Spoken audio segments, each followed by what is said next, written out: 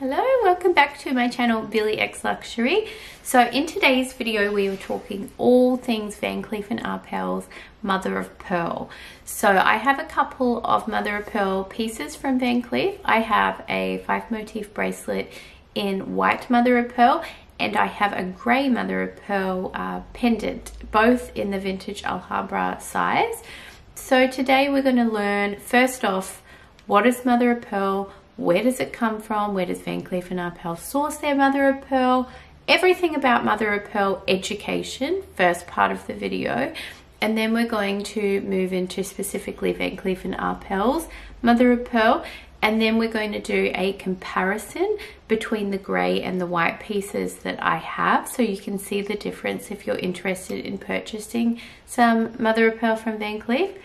And then I'm going to touch on some of my favorite makeup at the moment. I just want to show you guys like what I'm wearing at the moment and where you can get it and which colors I'm wearing and things like that. And then finally, towards the end of the video, I am going to show you a little bit of my house build. So I did put up a poll last week asking if you guys were interested to know about my house build and see a little bit of it, and quite a lot of you said that yes, you were interested. So I thought I would just chuck that on the end of this video, so if you're interested you can hang around and watch it. If you're not interested, I mean, you don't have to watch it. There will be chapters in the description from all the different points that I'm making, so feel free to fast forward, you know, over bits if you're not interested in that or whatever, to see specifically what you're after from this video. So yeah, let's get straight into learning about mother of pearl. Okay, so is mother of pearl a pearl? No, it is not. It's very similar, but it is actually not a pearl. So mother of pearl comes from the inside of a mollusk shell, specifically a pearl oyster, freshwater mussels and abalone shells, which are also known in New Zealand as power shells. So the iridescent mother of pearl comes from the shell linings, and it is also what covers the outside of pearls. So you can sort of start to see a little bit of similarities between a pearl and mother of pearl. People often confuse the two. So that's why specifically we're talking about mother of pearl today, and we're going to learn about where it comes from. So to protect the inside of a mollusk shell from parasites and like foreign, you know, bits and pieces, irritants and stuff, the mollusk shell coats itself in nacre, which is an organic substance that gives mother of pearl its iridescent glow. So the color of the iridescence is caused by the way the light reflects against the different layers of the nacre. I'll spell it down the bottom for you because I don't know how to say it. So that is how it gets its iridescent color. Now a pearl is formed from layers and layers and layers of this nacre.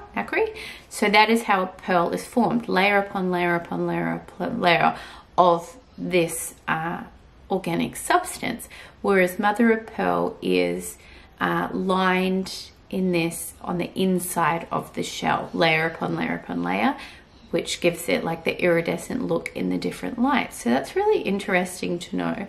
It is actually like an organic substance that the shell produces to protect itself from irritants and invaders and things like that. So I didn't know that. That's really interesting. Did you guys know that? People believe that it is called mother of pearl specifically because it is the belly in which the pearl is produced, making it sort of like a mother figure, I guess. Okay, I just looked it up and the way you say it is nacre, so that's how I'll say it from now on. Anyway, it doesn't look like it's spelled like that, but that's how you pronounce it. So we talked about mother of pearl being the inside lining of the mollusk shell, right? Layers of nacre upon layers forming the iridescent sheen around the inside of the shell.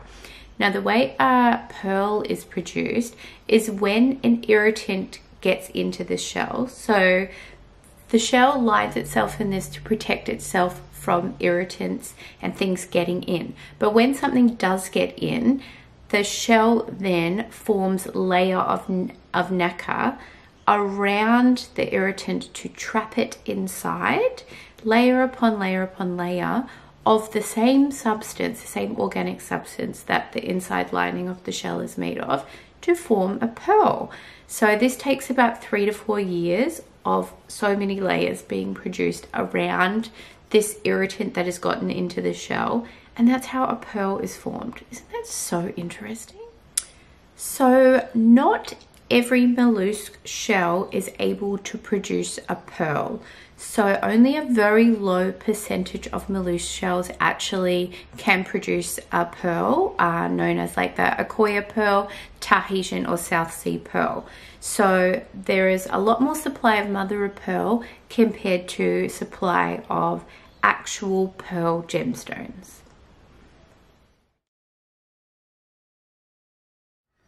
So historically, mother of pearl has been used for centuries by different cultures.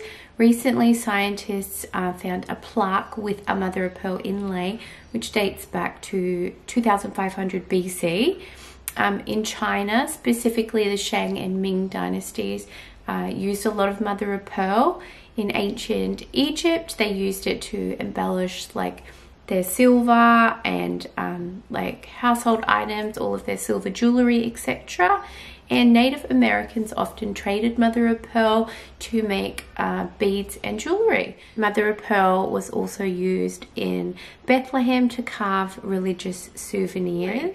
So historically, mother of pearl has been around, you know, for centuries and centuries and centuries, and been used in jewelry and embellishments for a very, very long time. So South Africa, Japan, Australia and New Zealand are known to produce the most lustrous colour variety for mother of pearl, often found in like white, grey, silver, blue. It comes in all different variations, and the colour depends on the type of mollusk shell that it is produced from. So because mother of pearl comes in the shell, not just like one tiny little pearl, it can be used for larger objects. So mother of pearl is often used on, say, watch faces or larger pieces of jewelry. Okay, so now we'll get on to the fun part, comparing Van Cleef & Arpels mother of pearl. So when we're taking a look at the two side by side, the grey is actually heaps darker than the white.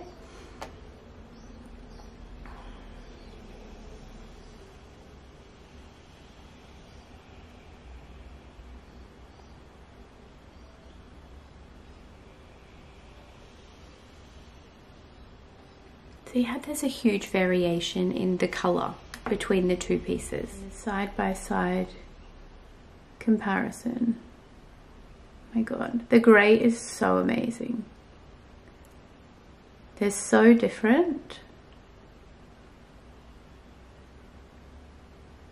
Unfortunately, the grey doesn't actually come in a vintage Alhambra bracelet. That is a special order, which is generally quite a lot more expensive than any of the other ones that they make regularly stock. It also doesn't come in the vintage Alhambra earrings, which I think would be really pretty too. So my white mother of pearl comes in 18 karat yellow gold, and my grey mother of pearl comes in 18 karat pink gold. So if you can see a little bit of a difference there, there's no option to choose vice versa the other gold, it's just how they come. But I think the grey really suits the pink gold, and then I think the white definitely suits the yellow gold.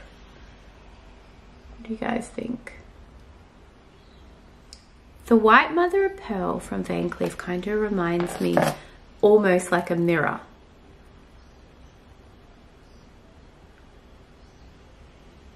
Like the sheen is so incredible. I hope you guys can see that. See that sheen? Oh, it's so beautiful. I actually got this bracelet this year for Mother's Day from my kids and my partner. And this grey mother of pearl necklace was actually the first piece of Van Cleef & Arpels jewellery that I ever bought. This is the piece that got me hooked. It is absolutely incredible. The sheen on the pearl is so beautiful. When you go outside, you can see the light hitting it and all the different color variations inside of the white mother of pearl. It's so beautiful. Okay, I also wanted to show you guys my Bulgari earrings, if you can see, are also in white mother of pearl. But I feel like Van Cleef & Arpels mother of pearl is a lot more luminous and lustrous than these earrings that I have. I feel like the mother of pearl on them is not as shiny and as vibrant as my Van Cleef & Arpels mother of pearl bracelet. So I really love the Van Cleef & Arpels mother of pearl. I think like it is so amazing. It's so striking when you go outside in the sun. It just like pops off your wrist. It's so beautiful. Now, I hope all of this has been helpful for you guys to learn a little bit more about mother of pearl and have a little bit of a comparison between the different mother of pearl jewelry colors. If you are considering a mother of pearl piece from Van Cleef, I am all for go for it. I definitely think that it's so beautiful, and it is nice that it is on the, not really lower, but like the kind of lower price point. It's a good entry-level point for Van Cleef & Arpels before you start thinking about, say, malachite and some of the more expensive stones. Now, the other thing I wanted to show you guys is I actually have a pearl. I purchased this in Rarotonga in the Cook Islands years ago. I haven't done anything with it. I don't know what to do with it. I don't know if I should make it like into a little necklace or make it into a ring. Not sure. Anyway, it is a green pearl.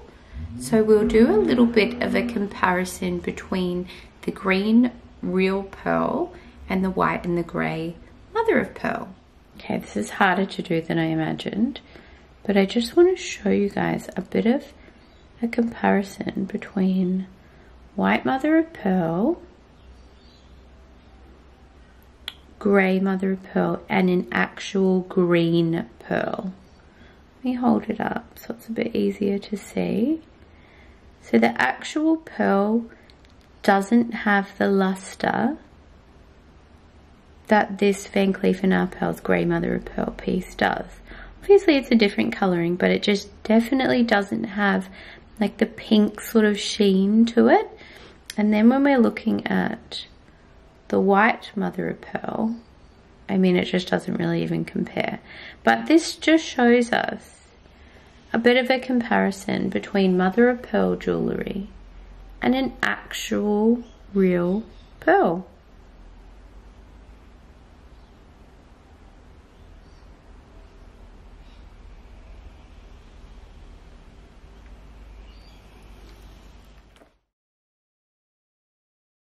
Fun fact, do you know how to tell if a pearl is a real pearl?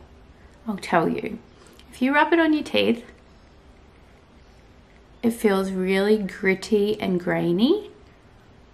Like there's like a definite grit. Even though you can't see any grit on the pearl, when you rub it on your teeth, it's like, ugh, gritty.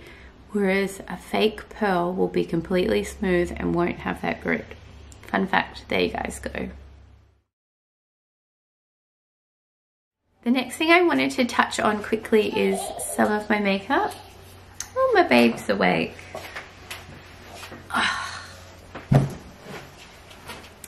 Okay, so some of my favorite makeup items that I'm wearing today, I wanted to show you. So I love Estee Lauder Double Wear Foundation. I feel like I just rebuy this and rebuy it and rebuy it. I feel like it's literally like the best foundation ever. The color I wear is 2W2 Rattan. And then I also wear the Double Wear Stay in Place Matte Powder Foundation in the 2W2 Rattan as well, which is the same color, the matching color that goes with the foundation. I absolutely love it. It stays on like all day for me. I mean, I just buy it and buy it and buy it. I just rebuy the same thing over and over again. So that is my favorite foundation. So on my eyes today, I love Too Faced Better Than Sex. I feel like this is literally the best mascara I have ever found. It is so like buildable and dark and just amazing. So I use it in the non-waterproof, but it also does come in a waterproof version. I've never tried the waterproof version. I just keep buying this same one over and over again. On my lips today, I have NARS Precision Lip Liner in the color Halong Bay. So let's just do a bit more of a close-up. I've just done like a really light sort of lip today, but I definitely love this lip liner. It is a long wear and it stays on really, really well. And then in combination with this one, I have just put a little touch of Smashbox liquid, always on liquid lipstick in the color Fair Game. So I've just put a little tiny touch of that on there. I don't like wearing a lot of makeup and a lot on my lips.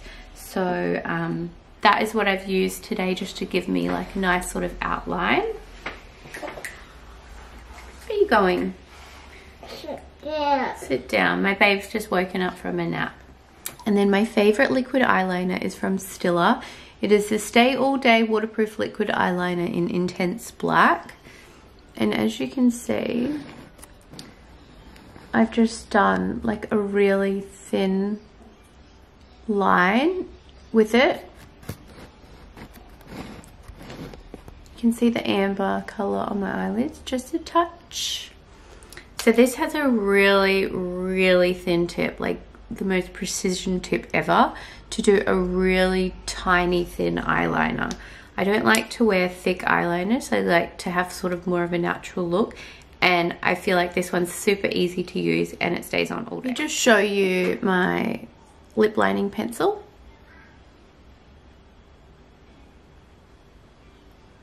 So it's a really beautiful, very neutral color. And then with the NARS Smashbox liquid lipstick, I prefer to just use my finger because I feel like when you put it on with the applicator, it just is it's just too thick. So I like to put it on just using my finger. See how nice that color is?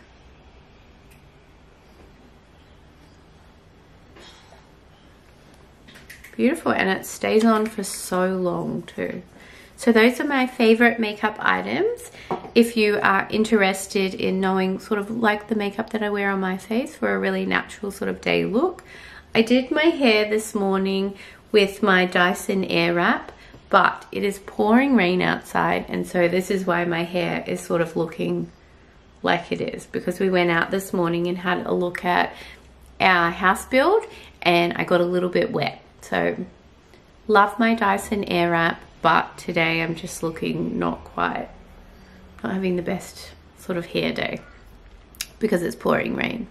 But anyway, I hope you guys really enjoyed that mother of pearl education, learning all about it, historically who used it, and then taking a look at some of my Van Cleef & Arpels pieces, and then having a look at a comparison between a real pearl and the mother of pearl pieces that I have, which I think is kind of interesting as well.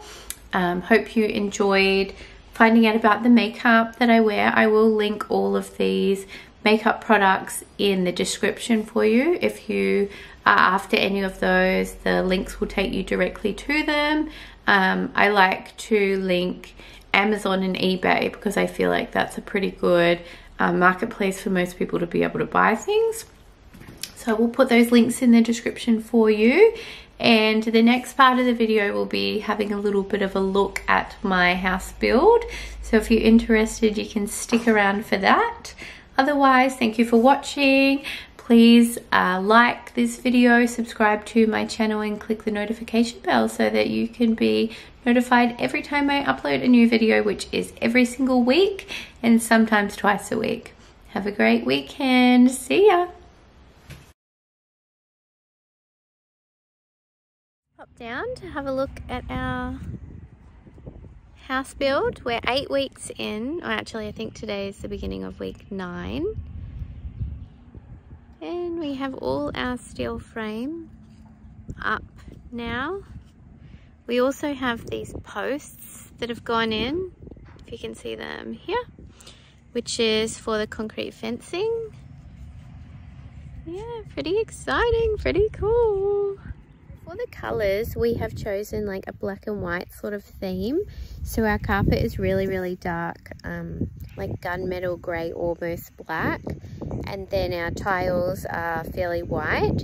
We've got a feature tile in all bathrooms and in the kitchen, which is all different. So we've got like pink herringbone feature tile going on I think it's a 45-degree angle. I'll show you guys anyway what I mean.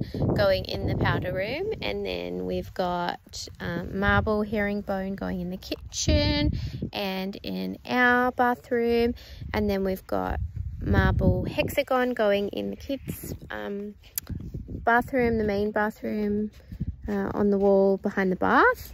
And then what else have we got going on?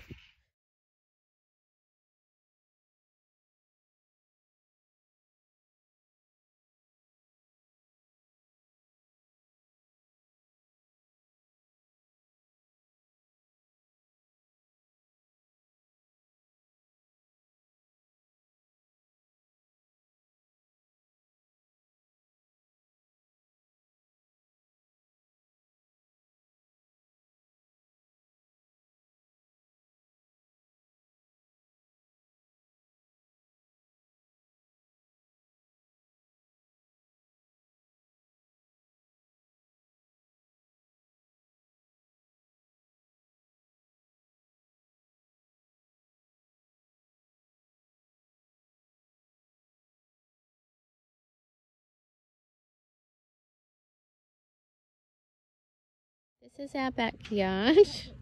Nothing here, but eventually this will all get turned into blocks, I'd say. This is our house from the back.